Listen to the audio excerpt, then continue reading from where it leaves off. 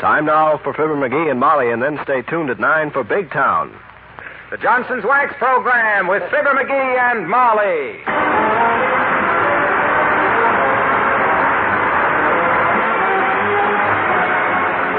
Makers of Johnson's Wax and Johnson's Self-Polishing Glow Coat present Fibber, McGee, and Molly with Bill Thompson, Gail Gordon, Arthur Q. Bryan, Dick LeGrand, Bud Stephan, and me, Harlow Wilcox. The script is by Don Quinn and Phil Leslie. Music by the King's Men and Billy Mills Orchestra.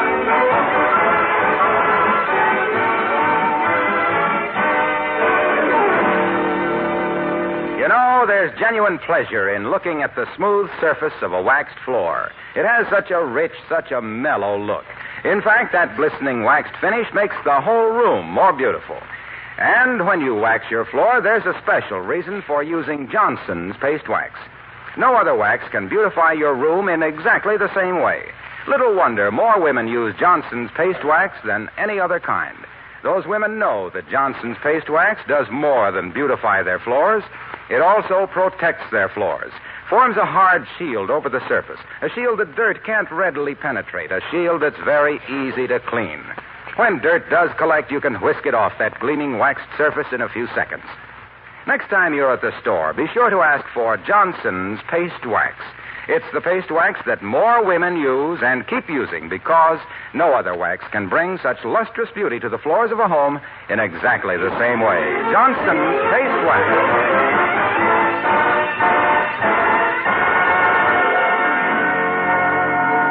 History shows that many a genius flowers late in life.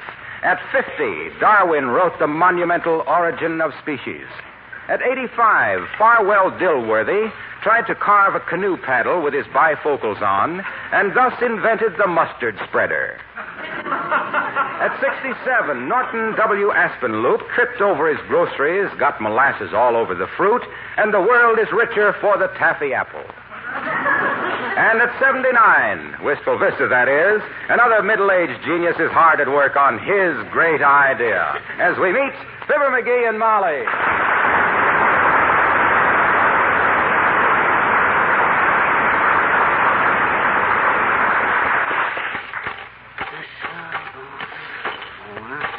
My, that's an awfully long letter you're writing, McGee. Who do we know that deserves that? This ain't a letter, Tootsie. I'm writing a movie. A little project that's going to make me famous and both of us rich. Hey, how do you spell century? Century. That's the way I got it, and it don't look right. How are you using it? Well, I say rifle on shoulder, keen senses alert to every sound, the sentry was walking his post. That's century, dearie. Centry. I thought a century was 100 years. No, that's century. Yeah? Well, I guess you're right at that. I've done century duty in the Army, and by the time you get relieved, it sure seems like 100 years. Tell me more about this movie you're writing, sweetheart. I said a movie, but that's just one angle of it. Oh? First, I'll make it into a movie, then a best-selling book, then it'll go into a 2-bit drugstore reprints and be syndicated in the newspapers. See? Oh? Now, you say the movie people pay me a nominal fee of $200,000.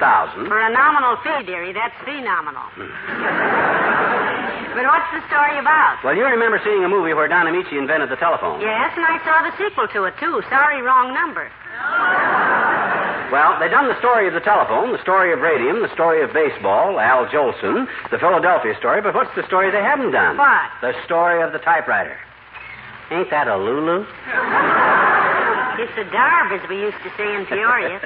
You betcha. When you stop and think how the typewriter is tied up to culture, commerce, business, communication, why, my It's God. amazing that nobody ever thought of it before. Well, that's what they said when the non-skid paperclip was invented, kiddo. Yes, sir. And the zipper. Just Yankee ingenuity.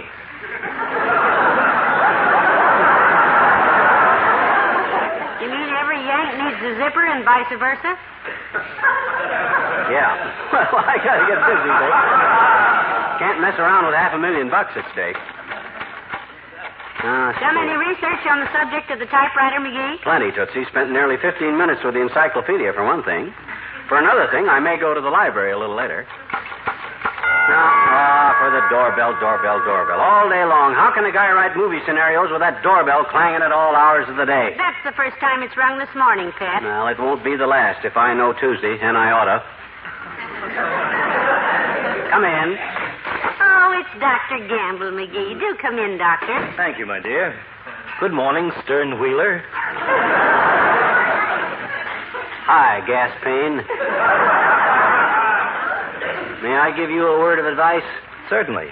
It won't be worth anything, and I probably won't take it, but I know better than to try to stop you. What is it, dearie? I just wanted to advise the good Dr. Gamble that the next time he calls on an author to make an appointment first. Don't just barge in like a cub bear jumping into a hollow log. Did you say author, Possum Face? What are you authoring, a book on bad manners? I'll give you a title. How to Pull Chairs Out from Under Ladies, or Digging Post Holes with Emily. He's writing a movie, Doctor. They say there's good money in it if you can do it. It's good money in Fort Knox if you can get at it. Look, tonsil nipper. You stick to your racket and I'll stick to mine. You don't tell me how to get literary and I won't tell you how to retouch a millionaire's x-rays so it looks like he's got ulcers. Now I'll give you some advice, then let you go on your merry Hemingway. Don't be an author. It's a tough life. Speaking from experience, Doctor? No, but my brother is an author, and for him life is just one boring round of receptions and teas. What does he write, Fatso? He writes a comic strip. Oh, you mean a comic strip writer has to attend a lot of literary teas? No, just strip teas. Well, get with it, Elizabeth. Go on, Molly. Strip teas.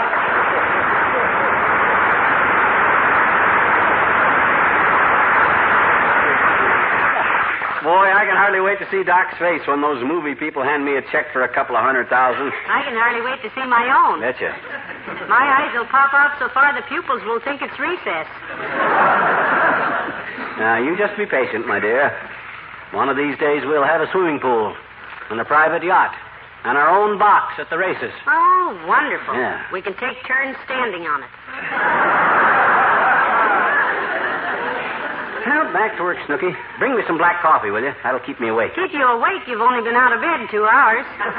Besides, you don't like black coffee. I gotta like it. I gotta learn to like it. All authors live on black coffee and smoke pipes. Dad, I wish I had some carbon paper. You mean you're not keeping an extra copy? Oh, sure. I haven't got any carbon paper, though, so I'm typing every line twice. Sure, then I'll cut it apart and paste up 2 copies. There's always a way, Snooky, if you just will use the old... Come in. Oh, Wally Wimple. Hi, Wally. Hello, Mr. Wimple. Hello, folks. I hope I'm not intruding. Not at all, Wimp. The world has waited 1,000 years for this stuff I'm working on. It can wait another 3 minutes. Oh, I see you're working, Mr. McGee. Novel? Anytime you find him working, it's novel. I'm writing a movie, Wimp, about the invention and development of the typewriter. I've already telegraphed a couple of big movie stars to hold themselves ready for it. Hey, you're an author yourself, aren't you, Wimp? Oh, indeed I am.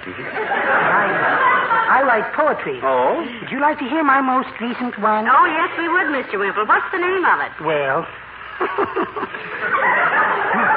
I call it A Lobster and an Oyster. Well, let's hear it before I have to go back to work in about 30 seconds, Wimp. All righty.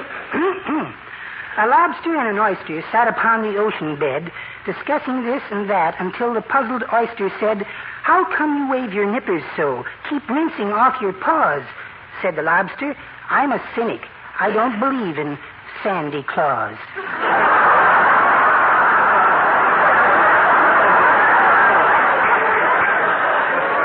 Oh, my goodness. Isn't that cute? Yeah, but being a novelist myself... Oh, there's another verse, folks. Oh, dear. It goes, said the oyster, "Watch my ball of yarn. You're such a clumsy cuss.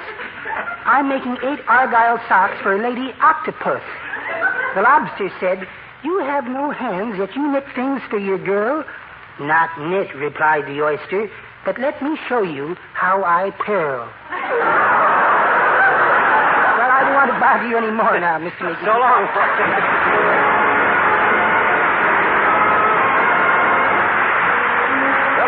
the orchestra and Careless Man.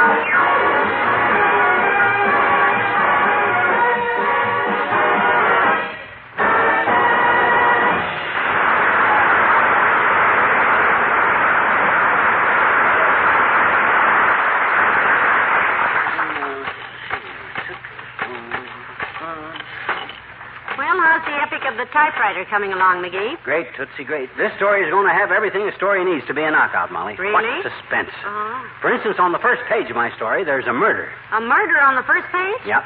An inventor is found dead in his laboratory, clutching a crushed orchid, a dry martini, and a copy of the Hardware Journal. That's the attention grabber, see? I see. Then what? Then on page 2, I switched to England in the Middle Ages. Mm-hmm. When do you come back to the murdered inventor? Ah, that's the gimmick, kiddo. I don't ever come back to him. Naturally, the reader keeps looking for the killer, and after he's read the whole script before he realizes the murder has got nothing to do with the story. You catch on? Subtle? Heavenly days, you authors have more angles. Oh, that ought to be milk from Kramer's drugstore. I phoned for some more typewriter paper, and come in. Oh, hello, Milton. Hello, Come Mrs. in. McGee.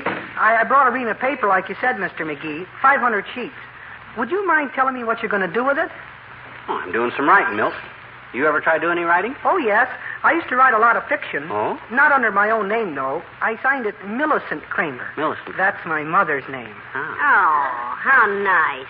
What kind of fiction did you write, Milton? Mostly just excuses for being absent from school. Well, writing is a great career, Milt, my boy. The thing that appeals to me about it is you can make a living sitting down. You ought to take up journalism, Milt.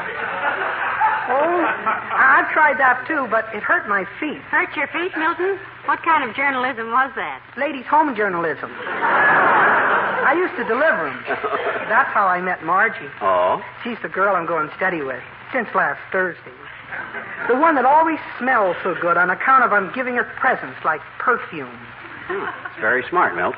Girls never get enough perfume. Yours didn't. Huh?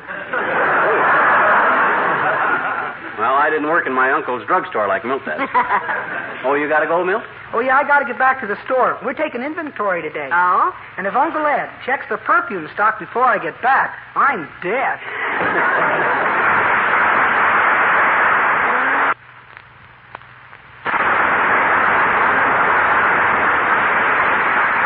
This ain't getting the story of the typewriter told, Molly.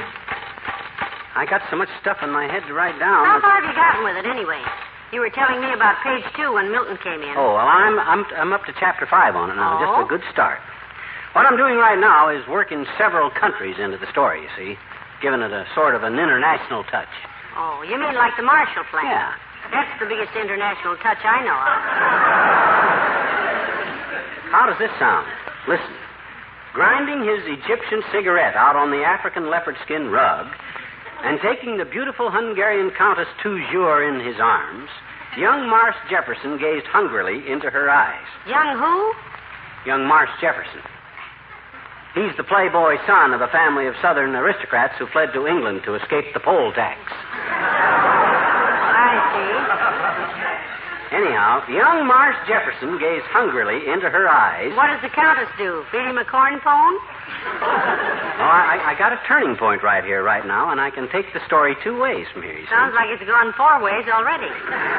You see, I say, as the Countess lifted her face toward his, a sound was heard in the distance. What was the sound? I haven't decided yet.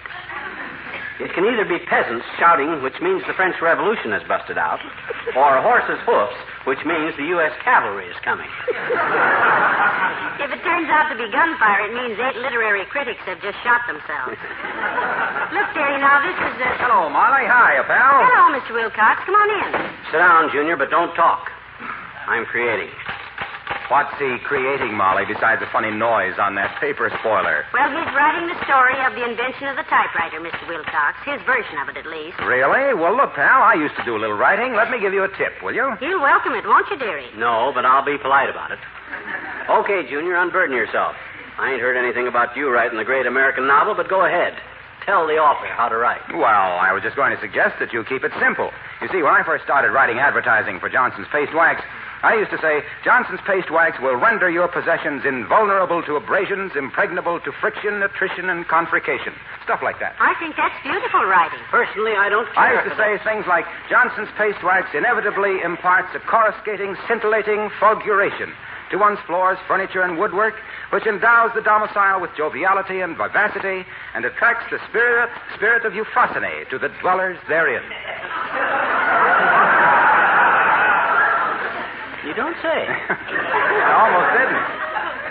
You keep writing like that, Junior, and they'll revoke your poetic license. I bet that would have sold a lot of Johnson's Paste Wax, though, if anybody knew what you meant. Well, that's what the company says. They said, look, kid, let's just keep it simple. Just tell them that Johnson's Paste Wax will give floors, furniture, and woodwork a soft, gleaming luster that shines with the happy look of a well-loved home. That will give a new protection and beauty that time and age cannot... It can't. Hey, look. Waxy. Yes, pal. Hey, look. I'd like to stay and criticize your story, but I've got to run along. This is World Trade Week, you know, and I've got to address a meeting. This is what week, Mr. Wilcox? World Trade Week, Molly. A week set aside to highlight the trade between nations. Oh, that. Well, I'm in favor of that, Junior. You may quote me. You may say for me that I feel the more we import and export, the more stuff goes in and out. A very weighty statement, dearie. Yeah. You may tell your meeting that I said the more countries trade with each other, the better off we all are, and well, then we'll... Oh, I see. You feel that the ship of state sails best with the trade winds. Exactly. Thank you, pal. That's a very thoughtful statement. So long, Molly.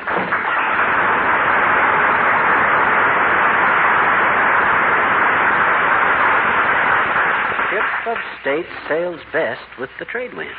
Hey, did you hear what I said to Wilcox there, Molly? My gosh, that was quite a phrase I turned there, you know it? I've heard of plagiarism, but I didn't know it could happen that fast, dearie. I may be able to work that into my... Oh, why don't somebody leave me alone and let me write? Shall I send them away or just holler, come in? Oh, it's Ole from the Elks Club, McGee. Hello, Ole. Well, hello, missus. Hello, McGee. Hi, Ole. I can't waste time with you now. I'm writing a novel. Good. I talked to the missus. It's a screenplay. Going to sell it to the movies. Well, I won't bother you. Well, missus, how's things with you? Oh, fine, Ole. Going to sell this story for maybe $500,000, Ole. Can you think of any better way to pick up that much dough outside of finding uranium in the backyard? What's good about finding uranium?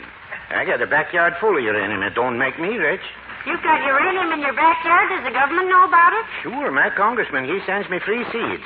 I plant them by the directions, and every spring up comes uranium. Oh, uranium. We thought you meant uranium-235. For $2.35, McGee, I can buy roses. You sell a movie script, boy, and you can buy anything. Well, I'll let you know when my story of the typewriter plays the bijou, Ole. You'll get a kick out of seeing my name on the screen. Oh, I see your picture on the screen all the time, McGee. McGee's picture? On the screen, Ole? Where? My gosh, I didn't... At the Elks Club, McGee. Huh?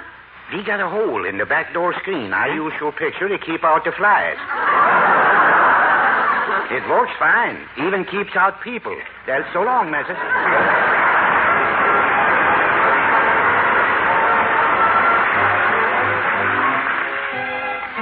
The King's Men and the Typewriter Serenade. 79 Wistful Vista, 1949. I take my Underwood in hand to drop you a line. Oh, tappa-tappa-ting, tappa-tappa-ting, tappa-tappa-ting. It's singing you the news in a little typewriter serenade. Every little tap means a little kiss, tappa-tappa-ting. It's bringing you my heart in a little typewriter serenade. And while I'm typing out this letter, I'd better enclose more kisses. Tappa-tappa-ting, tappa-tappa-ting, tappa-tappa-ting. It is ending, sending you my love in a little typewriter serenade. Serenade, serenade, serenade. Page 1 is through, and here's page 2. Just a line or two telling you what's new so you won't be blue, my darling. Sending you the news in a little typewriter serenade. I called upon the Gumps, Junior has the mumps, see I'm in the dumps. I miss you, want to tell you so in a little typewriter serenade. And while I'm writing you this letter, I'd better get finished with it. So I'll say goodnight, don't forget to write till I hold you tight.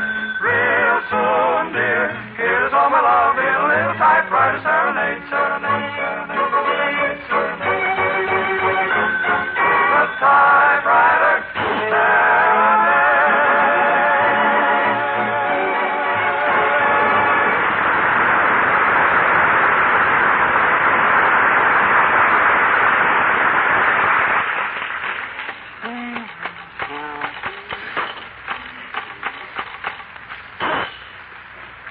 Well, that's page 112. I'll bet even Sinclair Lewis don't write this fast. You see, you've already wired a couple of movie stars, McGee? Yep. In fact, this yarn is tailor-made for them. It's a natural. You see? Uh-oh. Maybe that's a messenger boy. It's about time I was hearing from them movie stars. Come in. Oh, it's his honor, McGee. Hello, Mr. Mayor. Hello, Molly. Good day, McGee. Oh, sorry to interrupt your letter writing. I'm not writing letters, Latriv. I'm writing a movie. First movie you ever wrote, McGee? First one this week. I'm writing the story of the typewriter, Latriv. His next story will be called Fog. It'll be a condensed version. Well, this is sort of a synopsis, too, I presume. Can you tell the story of the typewriter in a nutshell, McGee? Now, that's an interesting question, Latriv. If I can do that, think what I can save in postage. Yes.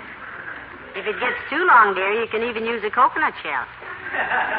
What size shell did you have in mind, Latriv? Oh, I'd say a walnut shell.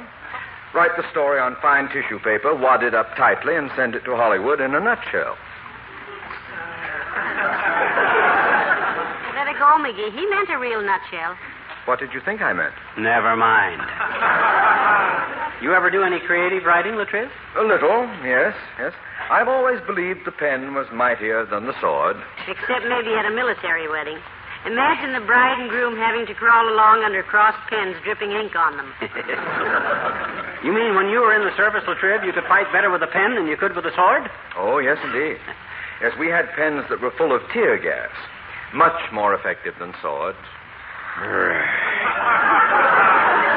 Well, now what shall we talk about? Want me to read you my movie story, Latriv? As far as I've got? Only take an hour and a half or so. You see, the first shot is a cottage in England. We truck the camera up to a pub. Ah, England. I love England. I'm an old Oxford man, you know. Oh, not McGee. He prefers high shoes. He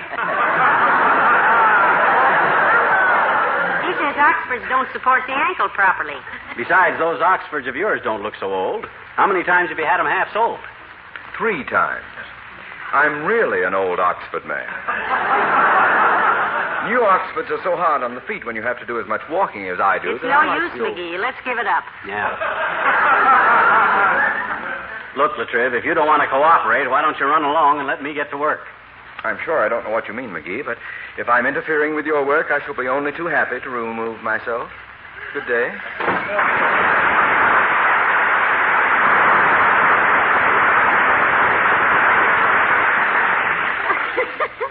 I'm wonder if he's catching on or whether this was just coincidental.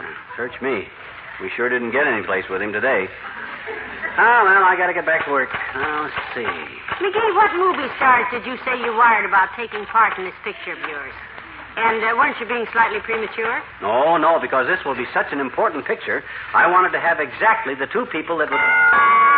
here we are. Come in. Get him, McGee. That's himself there, lad. $2 for you, Mac. Sign here. Okay, bud. And here's $1 for yourself. Gee, thanks. Wasn't that a rather heavy tip here? It wasn't too big a tip. Because if this story sells, I can afford it. And if it don't, I may be delivering telegrams one of these days myself. Maybe somebody will give me $1. Well, who are the wires from? Open them up quick. Okay, let's see. Wait, Jake. Oh, my gosh. What? Gregory Peck can't make it. Oh, dear. Shucks. Says he's got previous commitments. Doggone it. How about the other one? Oh, wait, I get it. Let's see, Papa. Oh, can you beat that for rotten luck? She's tied up, too. Who? Marcia Hunt. All the dirty luck I ever... Well, that's that, I guess. That. Oh, McGee, what are you doing? You're tearing up your manuscript and it was almost done. Well, it's no good now, Snooky. Why isn't it? There are other actors besides Gregory Peck and Marcia Hunt. Not for this picture. How can you do the story of the typewriter without Hunt and Peck?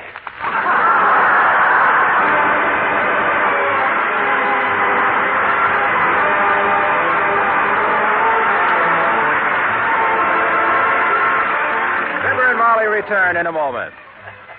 The mellow beauty that Johnson's Paste Wax brings to a home is a beauty you've probably seen and remembered. You're bound to remember the rich, lustrous finish of wood surfaces that have been polished with this remarkable wax. But maybe you don't know this. How easily and quickly you can polish your waxed floor when you have Johnson's new Beauty Floor electric polisher. All you do is guide this polisher across the floor. The big whirling brush buffs your floor in a few seconds. Ask your dealer about Johnson's new Beauty Floor electric polisher. You can buy one now or rent one at low cost if you prefer.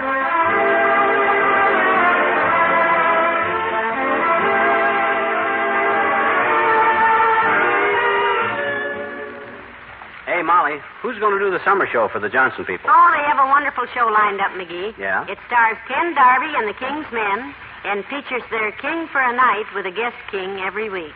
Oh, that sure sounds very good. How many more shows have we got? Just one more after tonight. Just one? Yeah, just one. You sure? Yeah, I think Hey, so. I don't know. Wait till I count my sodamint tablets. Yep, you're right. Only one left. Good night. Good night, all.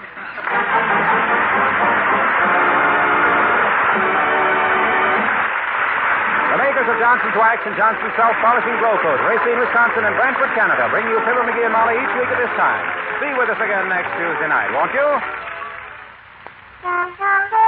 Rub it on. Wipe it off. That's how easy it is with Johnson's Car New, the auto polish that saves you work while giving your car a Sunday shine. First, Car New cleans your car, cuts through traffic tarnish and road film that water won't touch. Second, Car New polishes your car, makes the whole body sparkle like new.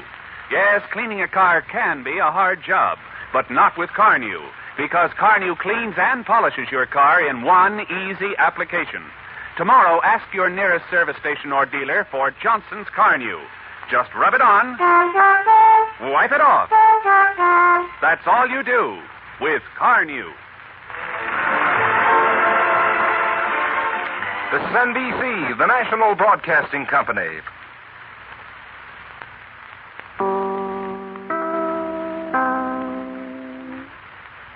WMAQ and WMAQ-FM, NBC in Chicago.